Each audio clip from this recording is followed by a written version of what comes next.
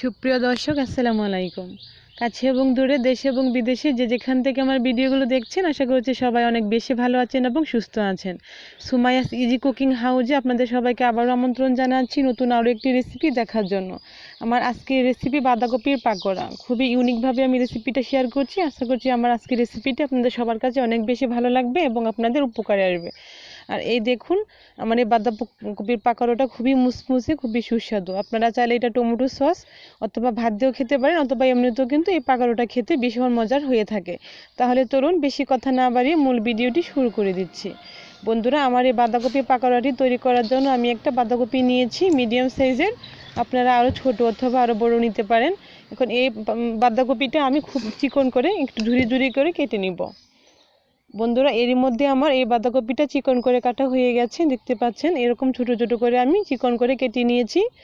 এখন এই বাঁধাকপিতে কিন্তু অনেক রকম ময়লা আবর্জনা থাকতে পারে, তাই আমি হালকা একটু কুসুম গরম পানি দিয়ে খুব ভালো করে কষলিয়ে ধুয়ে নেব।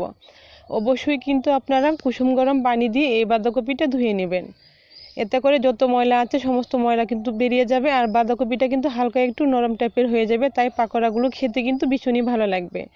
আমার রেসিপিগুলো যদি আপনাদের কাছে ভালো লাগে তাহলে আমার চ্যানেলটি সাবস্ক্রাইব করেন, আমার চ্যানেলটির পাশে থাকবেন বন্ধুরা।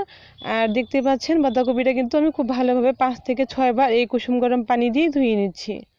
রেসিপিটি না টেনে সম্পূর্ণটি দেখবেন, কারণ এটা ইউনিক একটা রেসিপি। দেখতে পাচ্ছেন বন্ধুরা, আমি কিন্তু খুব সুন্দর করে কষলিয়ে কুসুম গরম পানি দিয়ে এই বাঁধাকপিটা আমি ধুয়ে নিচ্ছি। ধুয়ে অন্য আরেকটা পাত্রে তুলে নিচ্ছি। আমি 5 থেকে 6 বার কিন্তু একইভাবে বাঁধাকপিটা ধুয়ে নিচ্ছি। আমার ধুয়ে নেওয়া হয়ে গেছে। আমি অন্য আরেকটা পাত্রে এখন এগুলো উঠিয়ে নিচ্ছি। আর এই দেখুন, এখন কিন্তু একদমই পরিষ্কার হয়ে গেছে, কোনো ময়লা দেখাই যাচ্ছে না। এখন আমি সবগুলো অন্য আরেকটা বাটিতে ঢেলে নেওয়ার পরে আমি মশলাগুলো অ্যাড করে দিব। এখানে নিয়েছি লাল মরিচ কুচি, কাঁচামরিচ কুচি, ধনেপাতা কুচি, একটু চিলি ফ্লেক্স, জিরে গুঁড়া, সামান্য একটু লবণ এবং বেশি করে পেঁয়াজ কুচি। অবশ্যই কিন্তু সব কিছু উপকরণ দিবেন। চিলি ফ্লেক্সটা দিবেন, কাঁচামরিচ কুচি, ধনেপাতা কুচি এবং লাল মরিচ থাকলে দিবেন, না থাকলে না দিলেও চলবে। আর অবশ্যই পেঁয়াজ কুচিটা একটু বেশি করে ব্যবহার করবেন। সব কিছু দিয়ে আমি কিন্তু লবণও দিয়েছি। এই দেখুন, আমি কিন্তু ওখানে হাফ চামচের মতন লবণ দিয়ে দিচ্ছি। এখন হাত দিয়ে সব কিছু উপকরণ খুব ভালোভাবে মাখিয়ে নেব। তার আগে একটা কথা বলছি, আমি কিন্তু আজকের বাঁধাকপির পাকোড়াটা বেসন দিয়ে তৈরি করব। এখানে দেখতে পাচ্ছেন হাফ কাপ বেসন এবং হাফ কাপ ময়দা আছে। আর অবশ্যই কিন্তু আপনারা চেষ্টা করবেন বেসনটা দেওয়ার জন্য। বেসন দিলে কিন্তু এই পাকোড়াগুলো খেতে খুবই ভালো লাগবে। এখন এই চালের গুঁড়ি এবং বেসনটা দিয়ে কিন্তু হাত দিয়ে সবগুলো আমি মাখিয়ে নেব। আরও কিছু মশলা অ্যাড করব, একটু পরেই আমি এই মশলাগুলো অ্যাড করব, কিন্তু এখন আমি একটু মাখিয়ে নেব। বন্ধুরা, দেখতে পাচ্ছেন আমার কিন্তু এই উপকরণগুলো খুব ভালো করে মাখানো হয়ে গেছে। এখন আমি বাকি মশলাগুলো এখানে অ্যাড করে দিব। আমি সামান্য একটু হলুদ গুঁড়া, 1 চামচ হলুদ গুঁড়া, সামান্য একটু ধনে গুঁড়া এবং হাফ চামচের মতন শুকনো মরিচের গুঁড়া নিয়েছি এখানে। দেখতেই পাচ্ছেন হলুদ গুঁড়া, ধনিয়া গুঁড়া, জিরা গুঁড়া এবং সামান্য একটু মরিচ গুঁড়া। এখন এই সবগুলো উপকরণ আবারও হাত দিয়ে একটু মিক্স করে নিব। অবশ্যই কিন্তু এই মশলাগুলো সবার শেষে অ্যাড করবেন, তাহলে কিন্তু এই পাকোড়াতে সুন্দর একটা ফ্লেভার আসবে। এই মশলাগুলোর যে ফ্লেভারটা সেটা কিন্তু শেষে মশলাগুলো অ্যাড করবেন, তাহলে কিন্তু খুব সুন্দর একটা ফ্লেভার আসবে, আবার খেতেও কিন্তু ভালো লাগবে। খুব ভালোভাবে কিন্তু মাখাতে হবে। এই দেখুন বন্ধুরা, মাখানো হয়ে গেছে। এখন হাতে নিয়ে একটু দেখবেন ব্যাটারটা ঠিক আছে কিনা। এই দেখুন, এইভাবে চেক করে দেখবেন যে তেলে ছাড়লে পরে সুন্দরভাবে বড়াটা হবে কিনা পাকোড়াটা। এই দেখুন, আমারটা কিন্তু রেডি হয়ে গেছে। খুব বেশি নরম হয়নি, খুব বেশি পাতলাও হয়নি। এখন আমি চুলাতে একটা তাওয়া বসিয়ে দিয়েছি। পরিমাণ মতন তেল গরম করে তেলের ভিতরে একটা একটা করে বড়া আমি ছেড়ে দিচ্ছি। তেলটাকে খুব ভালো করে গরম করে নিতে হবে, তারপরে এই বড়াগুলো একটা একটা করে ছেড়ে দিতে হবে।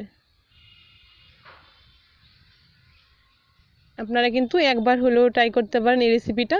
আজকের এই পাকোড়াগুলো আমি তৈরি করেছি বেসন দিয়ে। আর বেসন দিয়ে কিন্তু কখনো আপনারা এভাবে পাকোড়া তৈরি করে খাননি। অবশ্যই চেষ্টা করবেন বেসনটা দিয়ে এই পাকোড়াগুলো তৈরি করতে।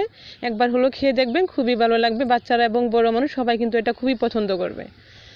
একটা সাইড যখন হয়ে যাবে তখন আমি উল্টে পাল্টে দিব। দেখতে পাচ্ছেন একটা সাইড হয়ে গেছে। এখন আমি উল্টে পাল্টে আবার কড়া করে ভেজে নেব। আপনারা আপনাদের পছন্দ মতো কালার করে ভেজে নিতে পারেন। বন্ধুরা, দেখতে পাচ্ছেন আমার এগুলো কিন্তু ভাজা হয়ে গেছে প্রায় একটা সাইড। এখন আবারও উল্টে পাল্টে দিব। আমি একদম মচমচে করে ভেজে নিব। এই দেখুন, একদম লালচে কালার করে, মচমচে কালার করে আমি কিন্তু ভেজে নিব।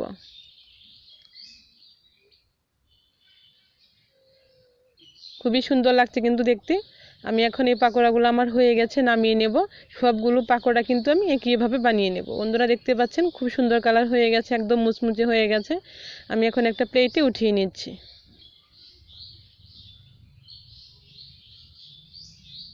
আমার ভিডিওটি ভালো লাগলে ফ্রেন্ডস এবং ফ্যামিলির সঙ্গে শেয়ার করতে পারেন, লাইক কমেন্ট করতে পারেন।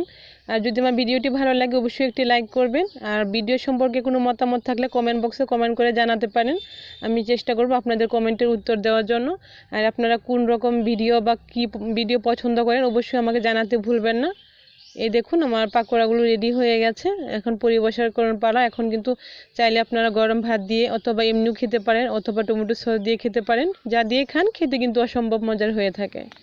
ভিডিওটি দেখার জন্য অনেক ধন্যবাদ। সবাই অনেক বেশি ভালো থাকবেন, সুস্থ থাকবেন। আল্লাহ হাফেজ।